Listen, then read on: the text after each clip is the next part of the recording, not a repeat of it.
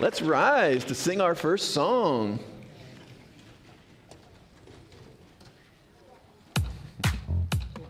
Good morning.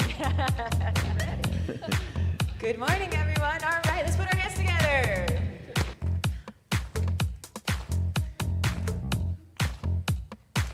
All right, let's sing, everyone. And joy in my heart, I won't let things stand in my way.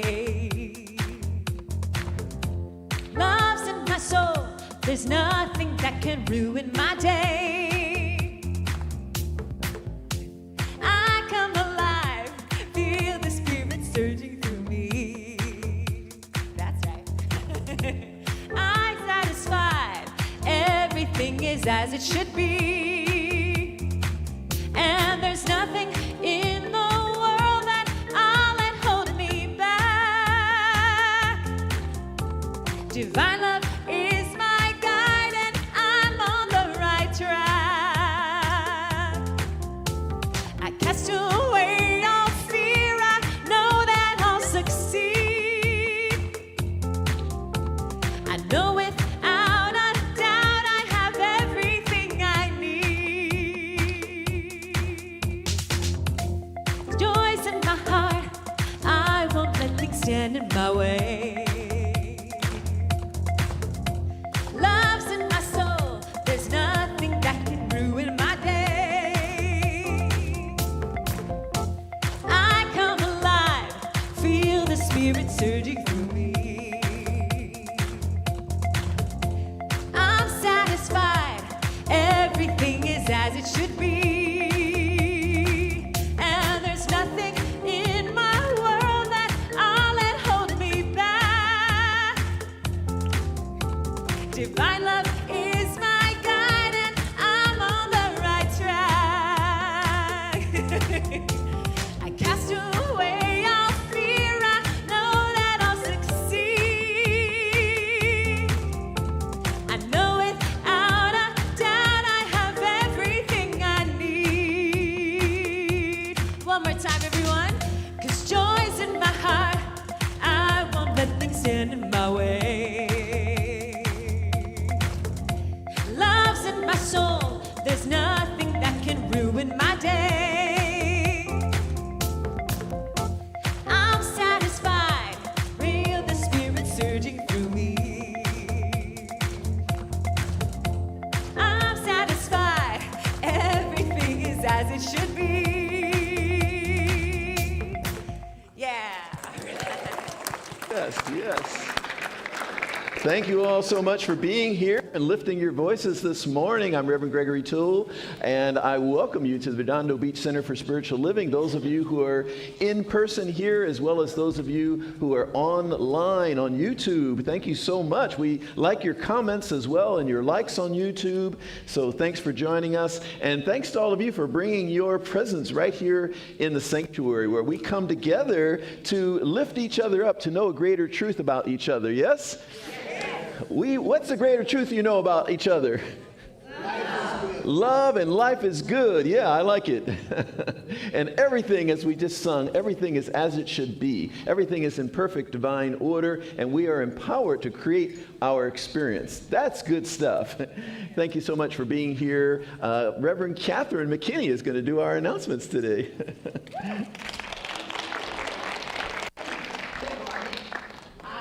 Good morning. Still better do the announcements. So here we go. A big thank you, a big thank you to the ladies at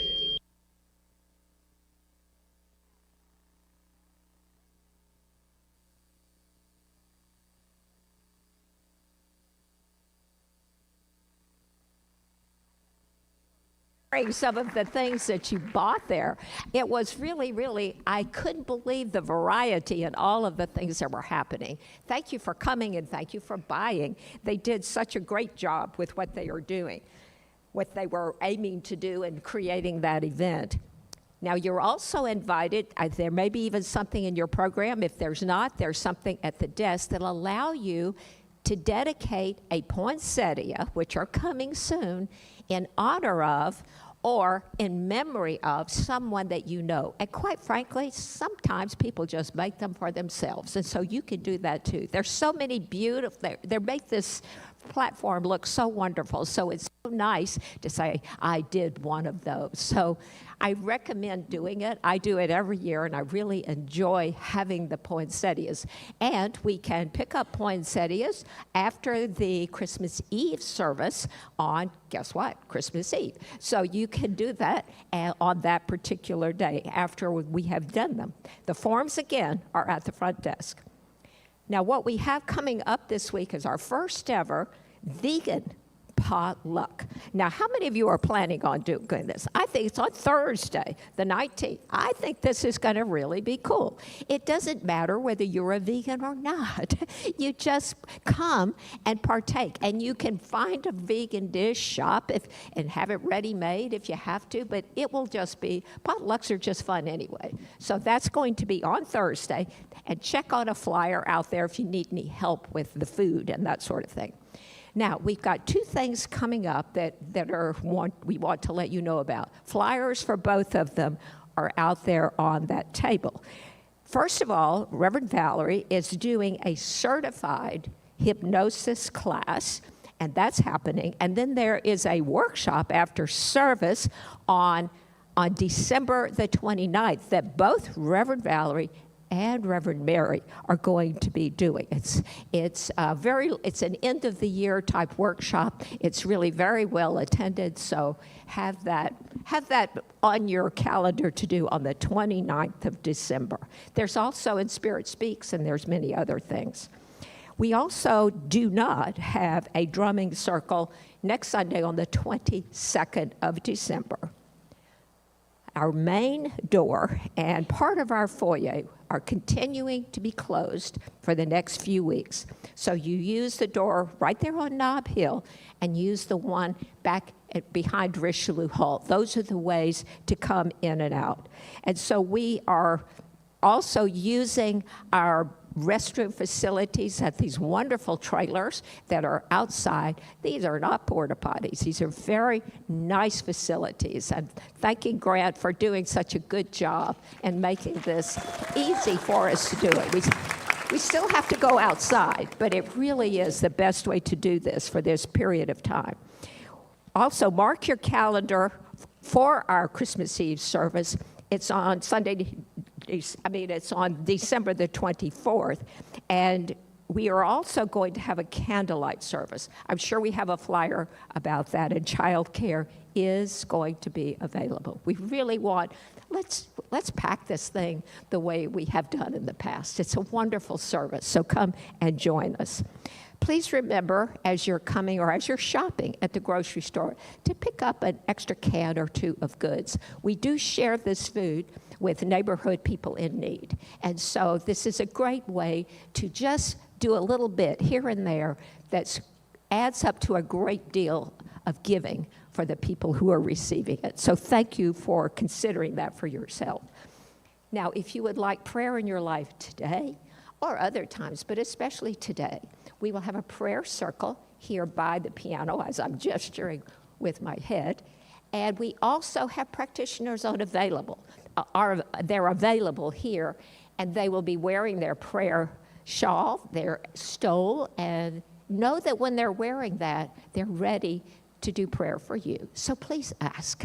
That's the best way to get what you want in this world, is to just ask. And prayer is freely given. Now, if you are here for the first time and are willing to raise your hand, we have ushers that are waiting in the back to give you a great little gift bag. If you haven't even been here for a very, very long time, maybe you'd like to have something new about our center, because there's a lot of cool things in that little baggie. I don't see any hands, but there we are. And is there one over there?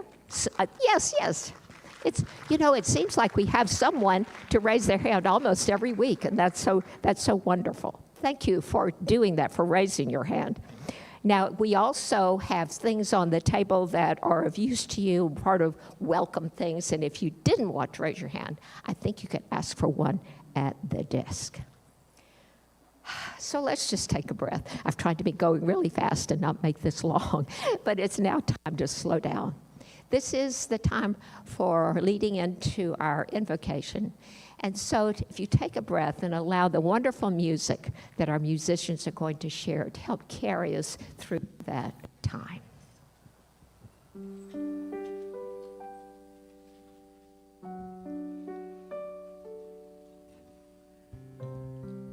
I would invite you all to close your eyes and just go within for a moment. Take a deep breath. And as you breathe, remember that every breath is connected to your life force, to the source that is within and surrounds everything. Every moment of every day, every second of every hour, you are connected. You are safe, and all is well.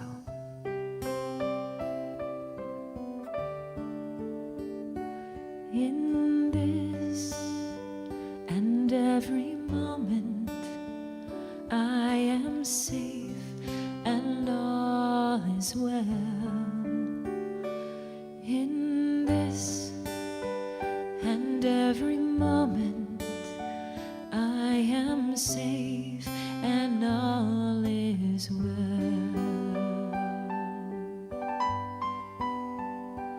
In this and every moment, I am safe, and all is well. In this and every moment, I am safe, and all is well.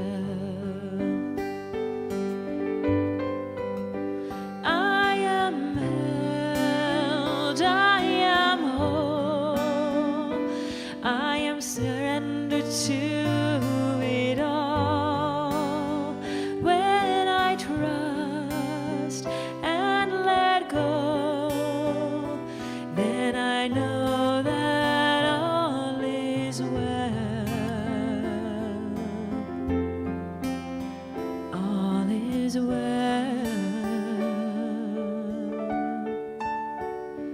In this and every moment, I am safe, and all is well. In this and every moment, I am safe, and all is well. I am held, I am whole, I surrender to it all. When I trust and let go, I will know that all is well. All is well.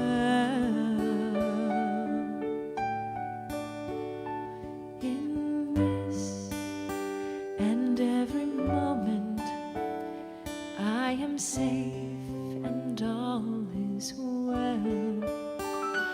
In this and every moment, I am safe, and all is well.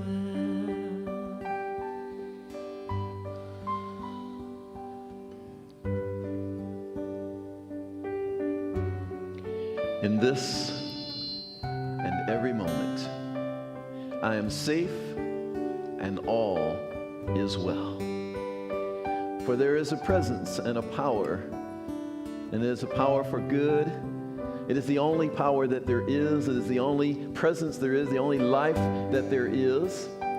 For all of life is one infinite wholeness, perfection, and harmony, one infinite love, one infinite intelligence that expresses at every point of existence. And therefore I know it is expressing as the point of existence that is me. I know it is expressing as my very life and being. And not only that, it is expressing as the life and being of each one of us a unique divine expression of that one. And so it is in this awareness that I speak my word and I declare and know that this service is already done in the mind of God. It is already a glorious unfolding in the mind of God, simply waiting to happen, simply waiting for us to be the vehicles and vessels through which this magnificence can unfold. And so I know that here today, each one of us, we are those divine vehicles and vessels, and we are co-creating today something amazing, something uplifting, something that leaves us changed for the better. And so I just bless all that we're about here today, knowing it is just so good. I am grateful, and I release this word to that immutable law that only knows to say, yes, there is a creative medium that seizes upon my word and brings it into being. And therefore I know it is done. I let it be, and we establish it together with the words. And so it is.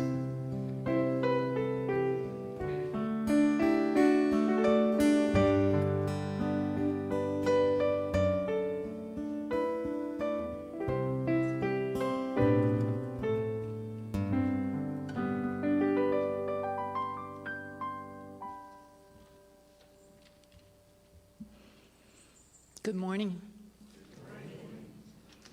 Today, Reverend Gregory is talking about being a mystic in relationships. Now, my understanding of being a mystic has changed a lot from when I took a class some 11 years ago called Practical Mysticism. I remember 1 week's homework was to write a 1 to 2 page paper on how do you see yourself as a mystic in the world? Well, I grew up in a very religious Catholic family, and I attended 12 years of Catholic school. So I felt it pretty pretentious to declare myself a mystic. It seemed the equivalent of saying that I am a saint. Now, there is a Saint Monica, but it ain't me. It was some years later that Dr. Moira facilitated a class using Carolyn Mace's book, Entering the Castle, based on the writing of Saint Teresa of Avila, who is recognized as a mystic. In her book, Miss Mace describes the characteristics of a contemporary mystic. That's someone living beyond the walls of a monastery, a convent, or an ashram. She says that the goal of a contemporary mystic is not perfection, but to live consciously as an effective power in the world, to be a channel for God's grace, and to practice compassion in whatever earthly capacity that he or she is called to serve. Because, she says, every word, thought, and deed has the power to help, comfort, and to make a difference. A contemporary mystic's good works are an extension of God's love. It's in relationships that we get the perfect opportunity to be these extensions of God's love. Not just our romantic relationships, but in all of our human interactions. Carolyn Reynolds wrote in her book, Spiritual Fitness, that connection is necessary for our soul's growth. We are driven by a deep urge to connect in order to overcome a sense of separation. Relationships can be a path of awakening and of healing our hurts, our insecurities, and our fears. Relationships are where the rubber meets the road, so to speak. It's where we get to put into practice what we know about being a mystic, which is deep connection, a conscious extension of love, and being a channel of God's grace. Reverend Gregory has been encouraging us to begin each day by plugging in with a conscious, intentional connection with Spirit, even if it's just for 2 minutes. Well, it's my conscious intention in all my human interactions that differentiates whether my words and behavior my words and behavior are mostly ego-driven, that I'm on guard against attack, or I'm striving to be in control of everyone and everything, or are my words and behavior the product of a soul-level connection? In relationships, we don't always agree, but how do I show up? Am I viewing this disagreement in this particular moment like a friendly game of tennis, where even though we might be in competition with one another right now, we both get the benefit of some healthy exercise and we both get the opportunity to improve our skills? Or am I viewing this disagreement more like a battle, where the other person is an adversary or a foe and must be crushed? Well, it's 11 years later, and I still don't feel comfortable calling myself a mystic. But now I know the characteristics I wish to emulate and the behavior I wish to model to be mystic-like. And I do take 100% responsibility for the quality of my relationships by the way I show up. If it's going to be, it's up to me. Please repeat after me. I am an emanation of love and light to everyone I meet today. I am an emanation. And so it is. Thank you. Let's welcome up our Payne that we love, Harold Payne.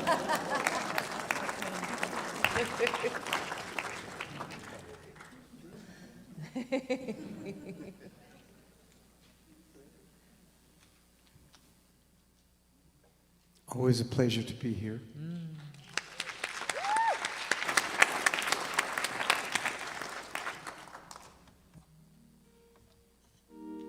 As I will express in this song, with the help of your very talented Elise over here.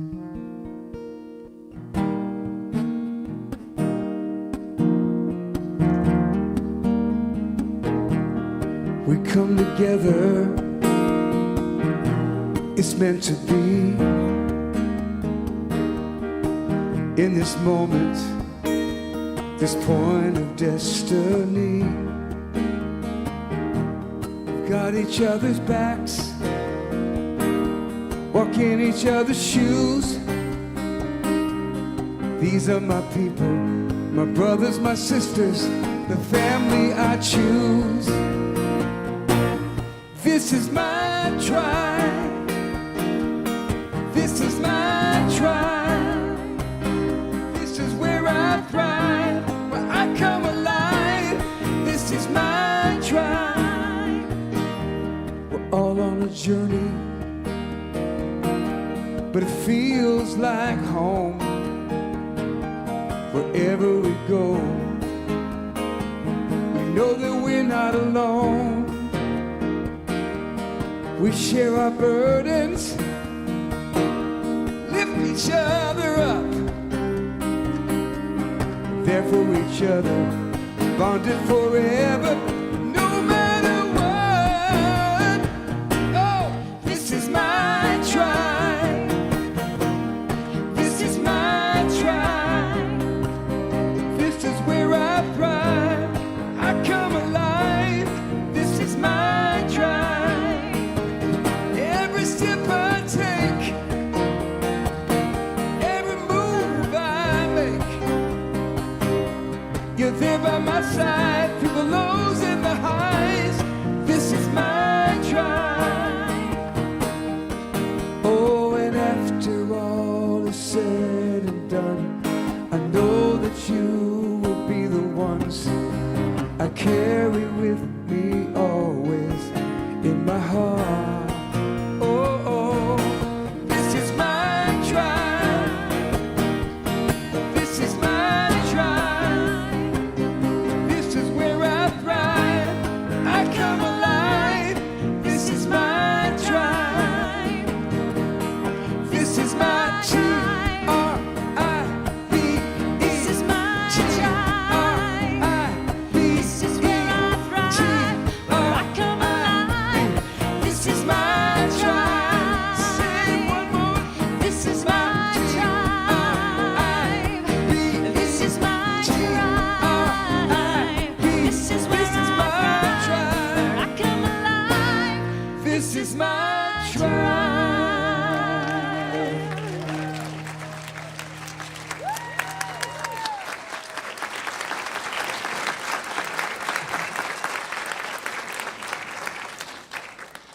Thank you so much, Harold Payne. That was beautiful.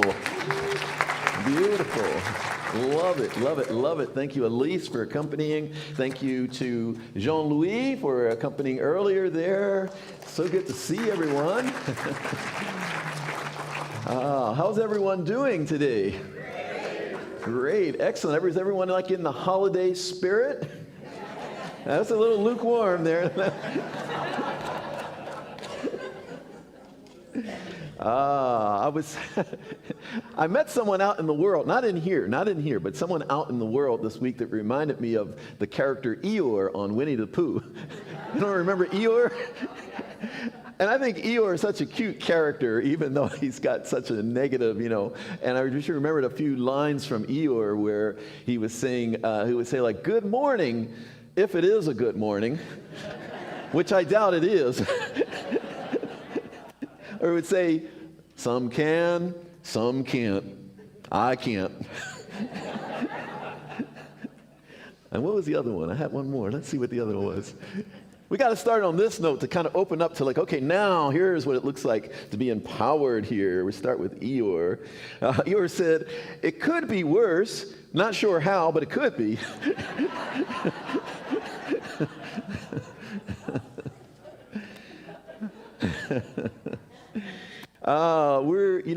We're just did the class session 5 of our 6-week conscious loving class, and those students are just rocking and rolling because that's no joke. Anyone who takes that class has my immediate, especially who stays with it, has my immediate admiration because I know how deep you have to go in that class, and I know how we have to really look at ourselves in some really deep ways. And so, those of you who are in that class who are here, raise your hand if you're in that class. Oh yeah. This is, if you want to see awesomeness, there you go, right there. That's awesomeness. So this is a 6-week class and a book that's a couple hundred pages, and I'm going to give you the whole thing in 20 minutes here. No, we're talking today about being a mystic in your relationships, and thank you to Monica. Where'd she go?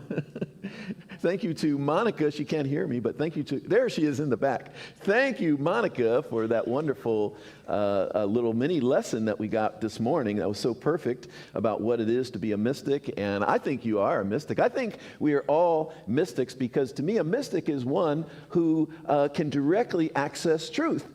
And since we're all divine expressions of the one, to me that would mean, by definition, we are all mystics. Now, we may not have all stepped as fully into our mystic nature just yet, but we're all like mystics in training, if nothing else, right? We're all learning how to tap into that infinite intelligence, that infinite wisdom within us. And it's important to remember that. It's important to remember that all this wisdom is right where we are. All this love is right where we are. That our soul is already whole, perfect, and complete. And that is really the truth of who we are.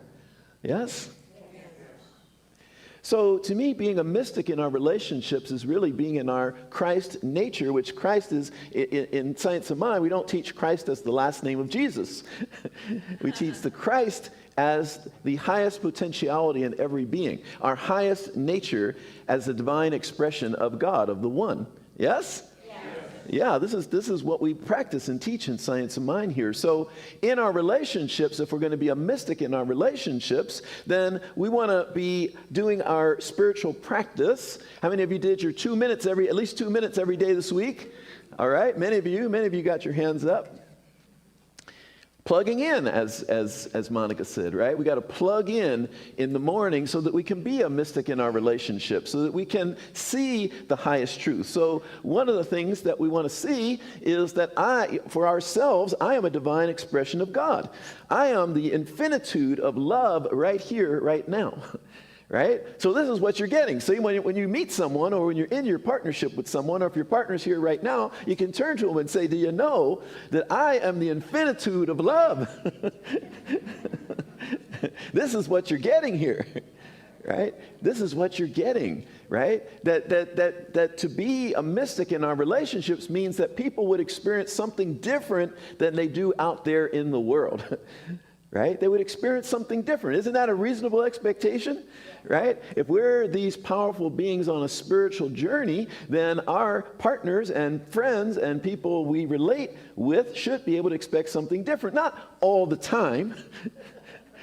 I was wondering when Monica was talking about a friendly game of tennis, and I was like, oh, well, you clearly haven't seen me play tennis. I try to make it a friendly game. Usually I succeed, but sometimes I really catch myself, and that's when I take a break from playing tennis, when I go like, you're getting too serious out here. But I grew up in a family, 2 brothers. My dad was really into sports. My grandfather was really into sports. Competition was, a big deal in our family. So I'm still kind of exercising that part out of me. But yes, Monica, nice friendly game of tennis. So, relationship is one of the greatest spiritual catalysts, one of the greatest catalysts for our spiritual growth on the path, right? When we're in a relationship, whether it's a friendship or a romantic relationship or a family member with someone, they are a mirror for us. They are holding up a mirror all the time, showing us things about ourselves, sometimes that we don't want to see, sometimes that we do want to see. But it's a mirror nonetheless. And sometimes, of course, what we want to do is we want to get rid of the mirror, right? But everyone that's in our life is in our life by divine appointment. Oh, it got really quiet. Everyone that is in our life is in our life by divine appointment. And there's this beautiful divine order that takes place whereby you get the people in your life that are perfectly aligned for your spiritual growth and unfoldment. You get the people that show up just to trigger you in just the right way. Right? Someone said they might have pushed your button, but they didn't install it.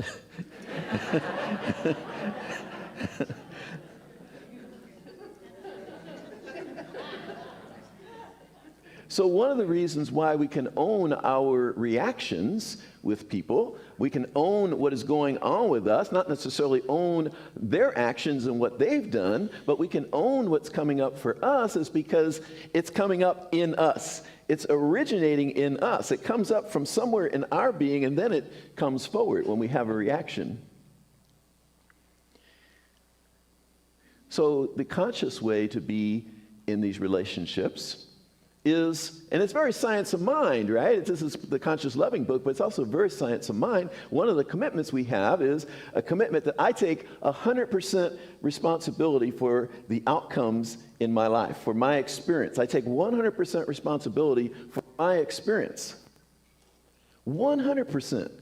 If I take 50% responsibility, it leaves a big hole for me to be a victim in my relationships. The way that the authors define an unconscious relationship, or they call it a codependent relationship, one of the ways they define that is that it's a relationship where the 2 people are fighting to claim who's the biggest victim. They got a show called Who's the Biggest Loser. I think there could be a reality show called Who's the Biggest Victim? That would be a great reality show because so many relationships are all about that. You know, it goes like this. It goes, are you kidding me? Look how you treat me. And you go, what? What? Look the way you treat me. And we're trying to claim the victim role. Like, let's see who can get higher up on the victim role here. In the conscious relationship, there's no room for any of that because I'm already taking 100% responsibility for my experience. I know that when I get triggered, that's about me.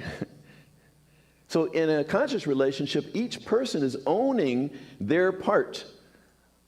And if there's any fight at all, it's about, no, that was really me. You're so ready to claim it. But however, you don't want to go the other direction because then you become codependent. If you go the other direction where you're taking responsibility for your part, then you're taking responsibility for the other person's part as well, you're back into an unconscious relationship. You're back into codependence.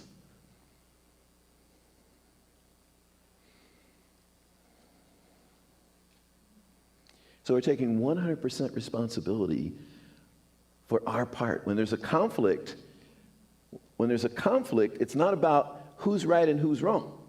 That's the unconscious relationship. So there's a little trick you can use right away. You don't even need to have the book yet.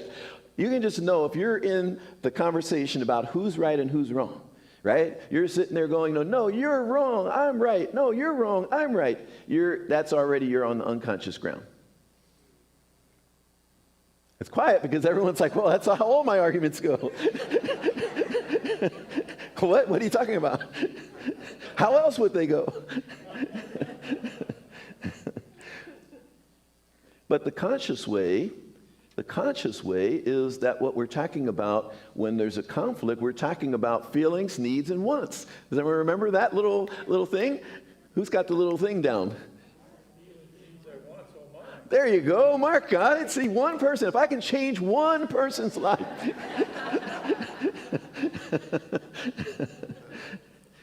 Feelings, needs, and wants. Oh, my. Feelings, needs, and wants. Oh, my. Feelings, needs, and wants. Oh, my. We're off. Oh, wait.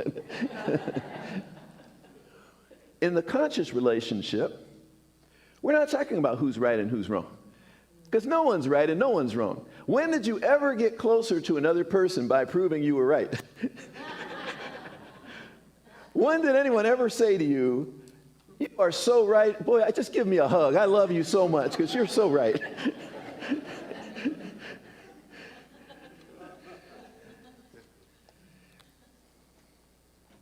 No, in a conscious relationship, when we're being our mystic nature, we're being our highest self, we're not trying to be a victim. Who would want to be a victim? Sometimes we fall into that, right?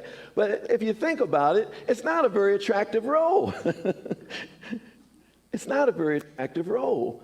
Because here you are, a powerful divine expression of the infinite, claiming that you're tiny and small and insignificant. That's a disservice to ourselves. So knowing that we're powerful, divine expressions of God, we claim, in the book they call it claiming creativity. We claim how powerful we are. If it's happening, I must have played a part in it. Or as Emma Curtis Hopkins, one of the teacher of teachers, one of Ernest Holmes' teachers said, if I said it, it must be so. And if it's so, I must have said it. That's the conviction we want to have. We want to have that kind of conviction and know, I'm not a victim. I don't even want to be a victim.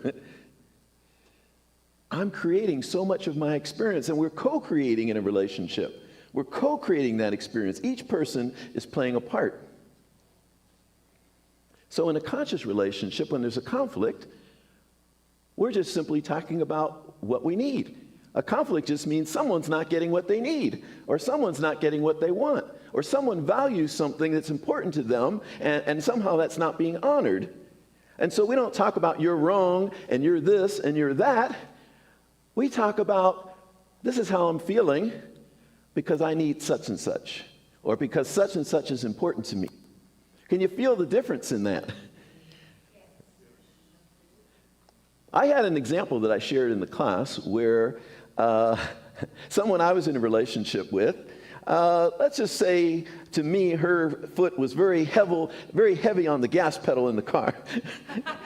And let's just say that the car in front of me seemed really close at 70 miles an hour when she was driving. So, being the very conscious guy that I was, I said to her, would you slow down? Look how close you are on that person's bumper. That was not the conscious side. She said, I've been driving my whole life. Who are you to tell me how to drive? Didn't go well. However, I got a second chance. Because I contemplated. I said, yeah, I was just pointing the finger at her. I was just making her wrong. I'm right, you're wrong.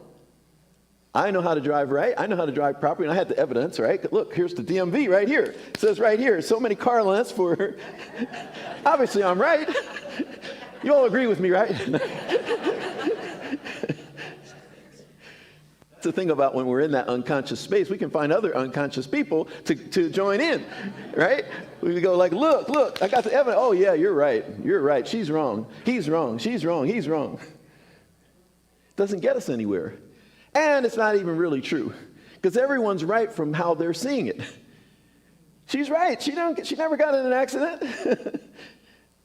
That worked totally fine for her. So when I moved to the conscious way of doing it, I shared what we call in the book, what we call the microscopic truth. The microscopic truth is the real truth of what's going on in here, right? A lot of times the truth we tell is what's going on out there. You did this, you did that, you didn't do this, and you didn't do that, and furthermore, you did this other thing.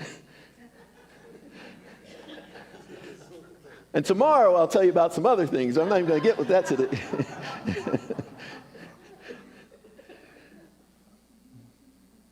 But the microscopic truth is not about anything out there. The microscopic truth is about what's really going on. You know, we want to point the finger, we want to blame, we want to shame, we want to guilt people in the unconscious realm. But in the conscious realm, it's like, what's really going on? In other words, what's going on with you? Not what's going on with the other person, what's going on with you? And so when I did that, and I said, you know, sweetheart, got to start with that.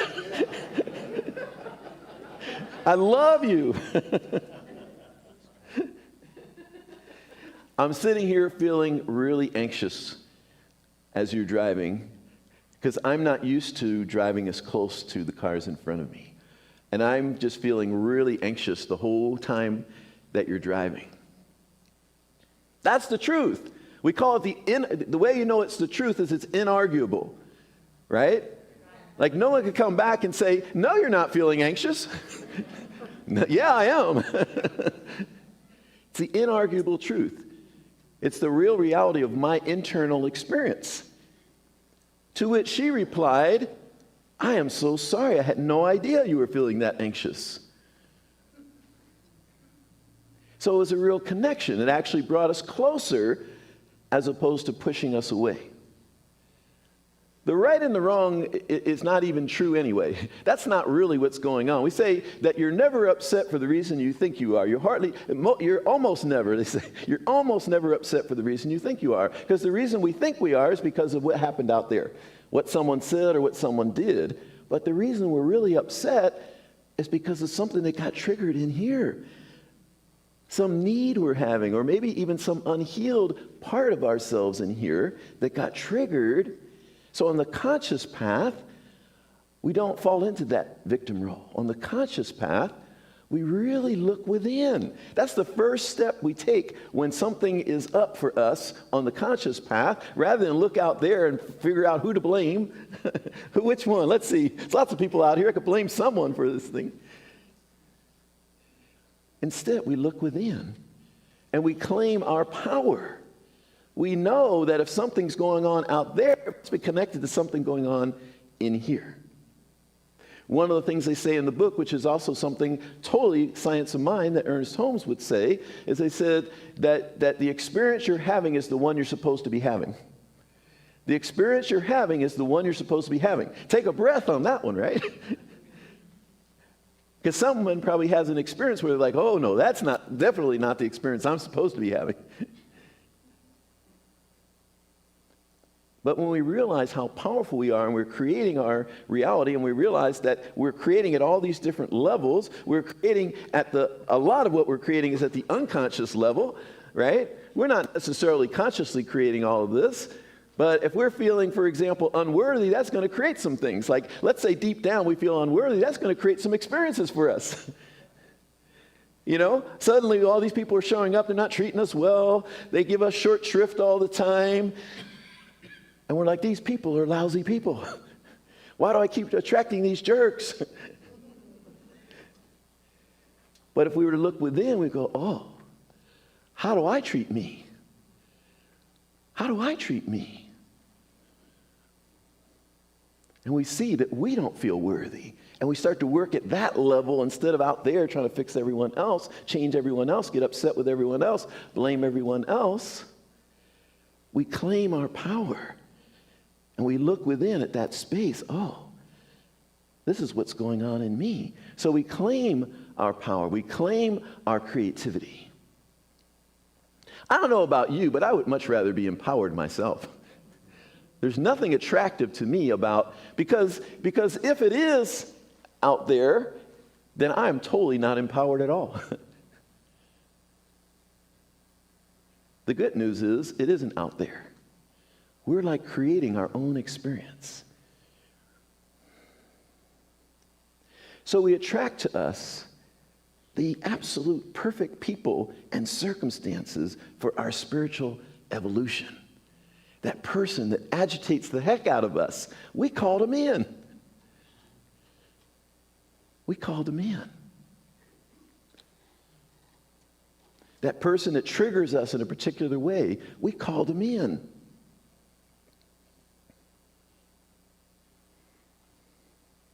When I needed to heal some old wounds and trauma from childhood around control and people being very controlling with me, I got to attract all these seemingly very controlling people. Everywhere I looked, there were controlling people.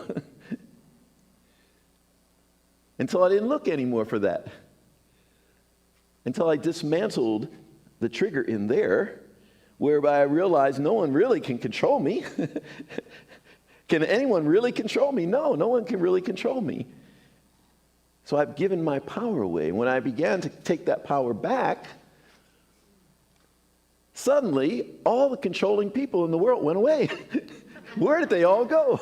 Does anyone know? It wasn't in the news. Like all the controlling people were sent to this island. That's where they are now. But suddenly they were gone from my experience. So it really is something where it's an inside job. It works from the inside. So being a mystic in our relationships, being conscious in our relationships, is I take 100% responsibility for my experience, and I realize that everything that is happening is exactly what ought to be happening because I created, let me go back. I said we created 3 different levels, right? So we create at that unconscious level, right, where we don't even know we're creating. We create at the conscious level. That's what we do here in Science of Mind, right? We're constantly learning how to speak our word and create. But then we also created a whole other level, which is called at the superconscious level. That means your soul in all of its wisdom knows that you have certain experiences you need to have that you would not call forth yourself at your human level, at the ego level. So at that superconscious level, the level of our soul, we're calling in experiences specifically for, it's the most loving thing that happens. It's the most loving thing that happens. Our soul calls in experiences for our spiritual evolution and growth. Thank you, soul. Yes?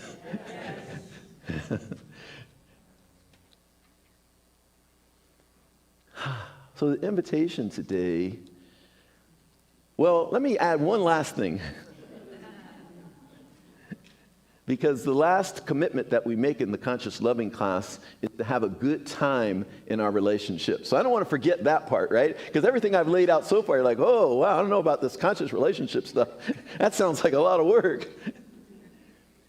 So the last commitment is to have a good time. So we can have a good time playing in all of this. Playing in, oh, I created this. Now let me see if I could create something different. Right? Oh, I'm getting mirrored back something to me that's calling me to grow. I don't have to grow immediately. It just means this is what I get to play with in this life. This is where I get to be on my growing edge. So the invitation today is to be that person of truth in your relationship. Be that person that is so committed to your own spiritual growth and you're so committed to the growth of everyone around you that your love is just transforming yourself and transforming the world. This is what we're really here to do. We're not here to be right. We're here to be the presence of love. Thank you so much. Thank you. Thank you all. Thank you all. You are the presence of love. Oh, thank you. Take it all in. I'll just take it all in. Thank you, thank you, thank you. I tend to want to walk off the stage, but we talked yesterday about deflecting our goods. So I'm like, okay, let me just stay here and take it in. Thank you so much. Speaking of wonderful and magnificent, let's give some more love to Harold Payne. Yeah. Thank you so much, Harold.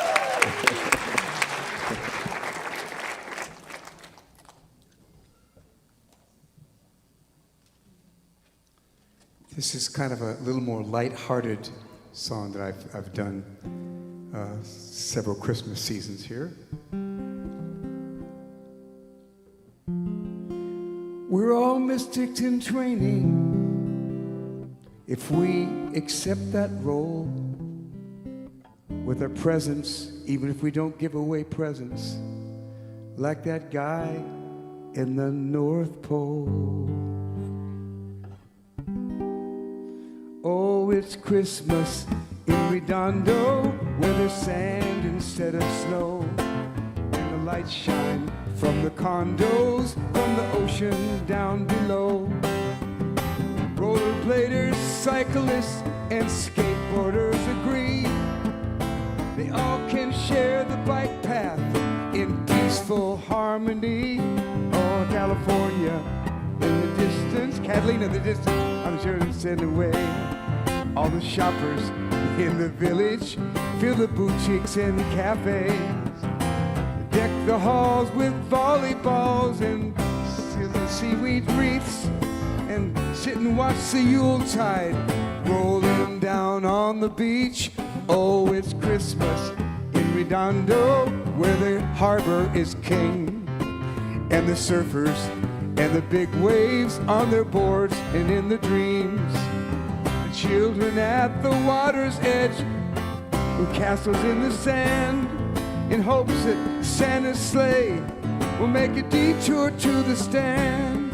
The city council knows what a town full the season might bring, so they make sure the parking meters don't cost you a thing. Oh, it's Christmas in Redondo's, there's gonna be poinsettias everywhere, and the messages upon those are signed with loving care to welcome in the holidays, this special time of year. When it comes to Christmas, I tell you this much, Redondo really has no peer.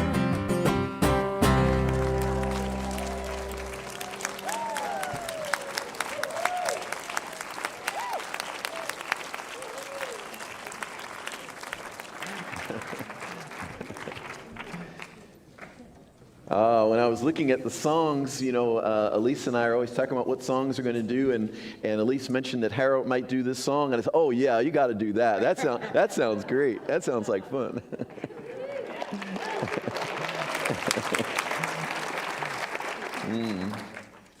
So we reached our time of conscious giving. Thank you all so much for the ways you give to this community, and we're just we're just at the beginning. I feel that's how I feel about my own life, and that's how I feel about us. Even though we've been around for over 75 years, we're just at the beginning. We're at the beginning of something really amazing and new that we're doing, and your support is really allowing that to happen. So thank you so much. And our ushers are coming forward here. Thanks to our ushers. Let's give our ushers a hand. They show up. They're ready. They're here. Thank you so much. Ruth even does double duty. She comes and ushers on Wednesdays at the Wednesday service as well. So we got lots of different ways to give. You can text the amount you want to give to that phone number up there on the screen. You can do that if you're watching online as well. You can go to redondocsl.org/donate, or you can use that QR code. If you're really fancy and cool, you can point your camera at that, and a little link will come up. Click on that link, and you can go and donate that way. So we want to make it as easy as possible for you to give, and if there's ways that we can even make it easier, let us know, because we want it to be easy. So you can be that joyful giver that the scripture talks about. Be a joyful giver. All right, well, if they could just make an easier way for me to give. No. Thank you so much for how you give. Let's hold our gift to our heart, or our hand to our heart, and we can say our affirmation together. Divine love consecrates my gift. It goes forth to heal, to bless, and to prosper all those who give and all those who receive. I rejoice in the sharing of my good, and I release my gift with love. And so it is. Yes. Grateful for the morning, grateful for the sunlight on my face, grateful for the feeling, grateful for the knowing, grateful for the love that's in this place, grateful for believing that God is all there is, that God is all there is. Grateful for the morning, grateful for the sunlight on my face, grateful for the feeling, grateful for the knowing, grateful for the love that's in this place, grateful for believing that God is all there is, that God is all there is, God is all there is.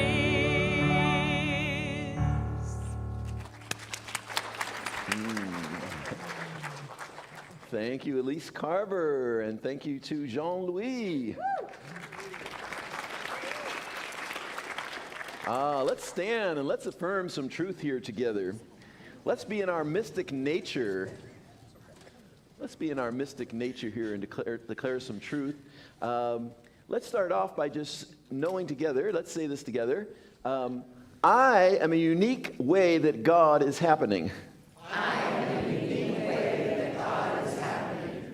Let's try, just in case anyone out there doesn't like the word God, let's try the word divine. I am a unique way that the divine is happening. I am a unique way that the divine is happening. I call forth to me those that support my spiritual evolution. And when they arrive, I greet them with love. I greet them with joy. I remember I called you.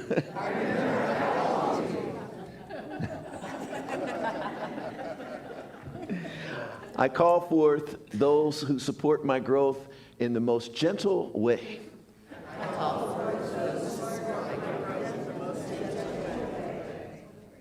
Because I'm at choice.